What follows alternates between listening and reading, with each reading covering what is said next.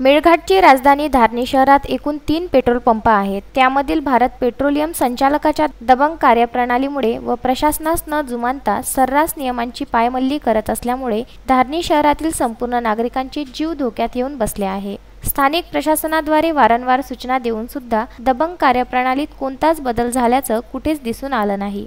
परिणामी शहरातील काही प्रौढ व्यक्ती व काही राजकीय नेत्यांनी लॉकडाऊन संपताच भारत पेट्रोल पंप व संबंधित संचालक पटेल यांच्या विरोधात जिल्हाधिकाऱ्यांकडे लेखी तक्रार करून कार्यवाही करण्याबाबत मागणी केली जाणार असल्याची माहिती मिळाली आहे।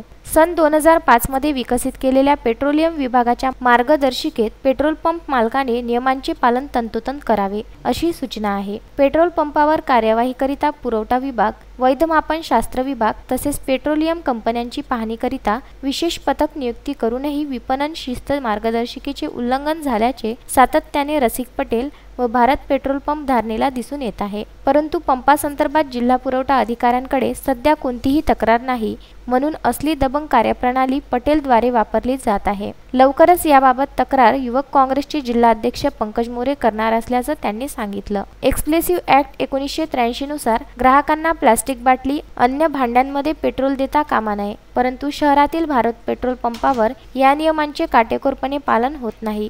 सर्रास दिवसाढवळ्या 1 लिटर ते 100 लिटर पर्यंतच्या टाक्यांमध्ये अवैध डिझेल व पेट्रोल जादा भावात विक्री केल्या जात आहे। पातळ प्लास्टिकच्या बाटलीमध्ये पेट्रोलमुळे आग लागण्याची शक्यता अधिक असते। हवेत ऑक्सिजनचे प्रमाण अधिक असल्याने आग तीव्र करण्याचे काम होते। त्यामुळे प्लास्टिक बाटलीत पेट्रोल डिझेल देताना आग लागल्यास मोठी दुर्घटना घडू शकते। मात्र संबंधित प्रशासन असूनही भारत पेट्रोलियमला का अभय देत आहे हे सध्या स्थितीत समजण्यास कठीण झाले आहे। तस्मीन शेख, विदर्भ न्यूज, धारणी।